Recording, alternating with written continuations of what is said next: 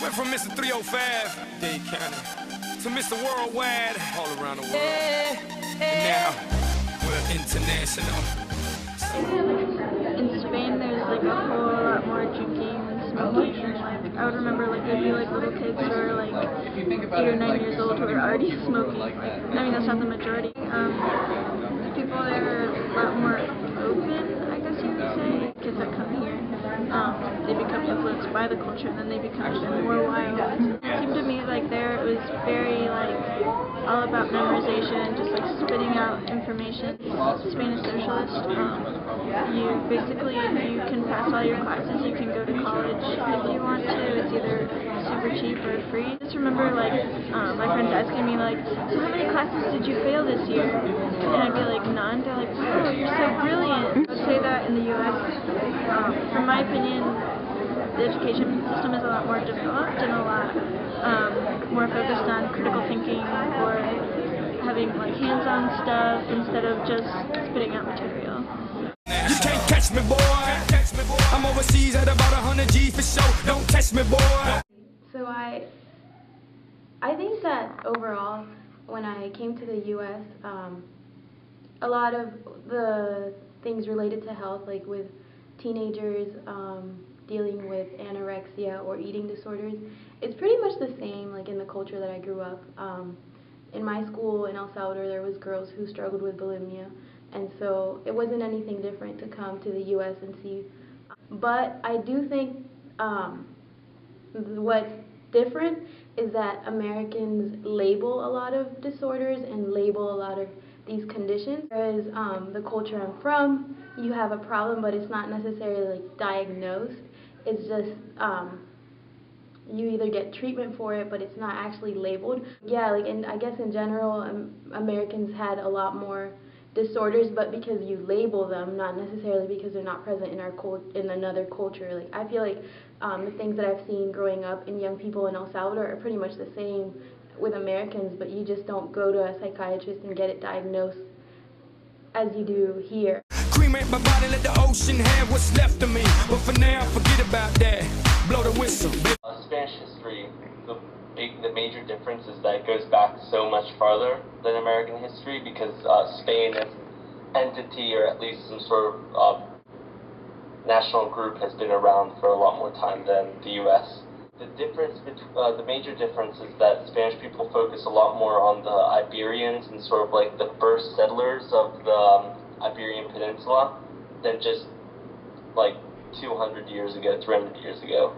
There's the whole social difference. It's not that American people are more closed or cold, but Spanish people are a lot more open, even just to strangers. Like here, a lot of times politics or family issues and stuff are sort of off topic.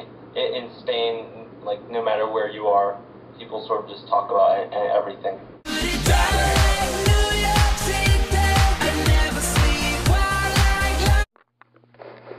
Well, I first moved to the Dominican Republic when I was about five years old. My family originally from Taiwan. Having that transition, I think, was a lot easier because as a young child, you still try to figure out the world and how things function. I remember I had to learn a new language that not everybody speaks Mandarin and this thing called Spanish. But as a young child, it's really easy for me to connect with other kids. We play, and that's the way to communicate. And also expectations about how you communicate one another. What's considered fun, or what's considered what's the contact relation between male and female. All the things that I slowly and learned. The political system is quite similar but very different at the same time. We have the same system. I'm talking about Dominican Republic, which is established after many of the democratic systems out there. So we also have 3 branches. However, people approach politics and the trust in the government very differently. For instance, most Dominicans don't have a lot of trust in the government, what they can do. They often see that as a step up for a politician to get in those positions and take advantage of the system and make as much as they can in those short period of time.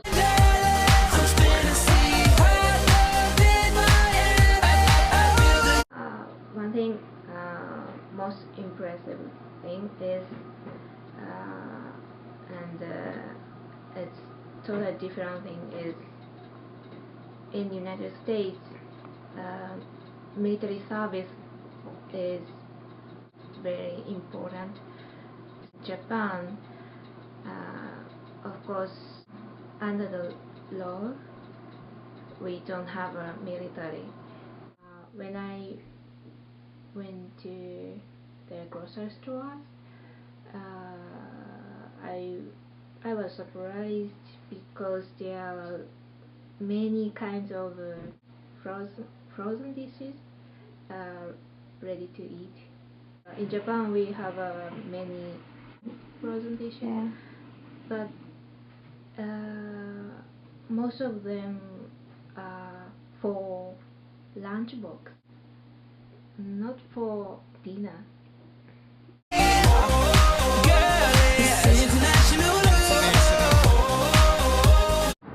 I generally did not have a big culture shock, mainly because I lived in Canada for about 4 years before I came here. However, there is a big transition coming from Saudi Arabia to here. Mainly culture, obviously. They completely differ from each other. People are generally friendly. Education-wise, JMU is one of the best decisions I've ever made. There are ups and downs. For example, it was very difficult to explain to people about my backgrounds, my traditions, my culture. They didn't know much, but that never stops me from explaining to people and teaching people about other cultures. I don't play football, but I've touched down everywhere. I don't play baseball, but I've hit a home. Dominican Republic, people are not as conscious about the environment as they are in the States. In the States you have, recycling bins, you have people recycling, the grass is clean, people aren't throwing their trash on the floor, and many times in Santo Domingo, which is the capital of Dominican Republic, they do just throw things on the floor. Another big difference is people, just in general. Dominicans are very out there, they're very loud, they want to be in your face, they want to get to know you, they're really kind, and we say hello with a kiss on the cheek, versus in the States usually it's a little bit more reserved. People are still very, very kind. It's more, I'm going to shake your hand, sometimes I'll give you a hug if we're close friends. A little bit of advice: when you meet international students, try to ask them questions, find out what they have to say, learn about them. They're definitely going to learn about you. I've been to countries and cities I can't pronounce, and the places on the globe I ain't know existed. In Romania. Yeah, when I got here a couple of months ago from Germany, the cultural shock that I experienced here was actually not as big as I thought. We have all the fast food chains and all the American movies, Hollywood movies, TV series like King of Queens, Friends, How I Met Your Mother. We have all that in Germany. Things that are different than they are back home. Here, if you order food somewhere, or if you go to Top Dogs or Duke's or wherever, you're producing a lot of waste, a lot of paper waste, plastic waste. Cars in Europe, most people drive like small compact cars. Here it's all about like pickups and really big cars with V8 engines. I think maybe it's because of the gas prices also, because the gas is really cheap here. In Germany we pay, I would say, twice as much for gas, so everybody has to get more compact cars.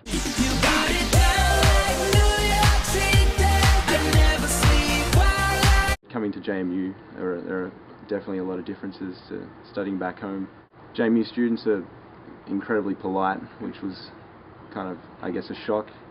You don't really, I don't know, that's just not associated with Americans, I suppose. Classroom arrangements kind of, I'd say it's more set up like secondary school rather than at university. It just seems that people putting their hand up and waiting their turn to speak, that's kind of different. I guess the biggest shock I got coming here was there was a whole lot more going out than I expected, but and my expectations were high as well. So that was the biggest shock I'd got since I came to America, walking into a party and seeing guys lined up against the wall, and girls just grinding it. I'd never seen that in my life, and I didn't even know it was called grinding, and it just seems like the most ridiculous thing I've ever seen. Okay, fraternity guys, loud, obnoxious. Fast food, I have to say. Like, I expected to see a lot of fast food chains here and eat a lot of fast food, but one of my friends from Egypt got asked if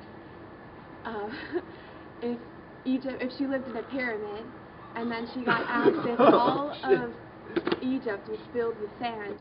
You just have to travel, you know. Don't think that America is the best. And the most memorable like ignorant moment I've had with an American is one guy came up to me and asked where I'm from.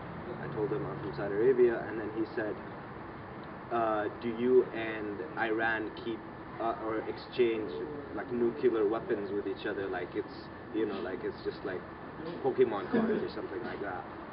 And I was offended. And what advice do you guys have for Americans? Travel. If you can't travel, open your eyes. The internet is huge. You can learn a lot in Wikipedia. All around the world. International.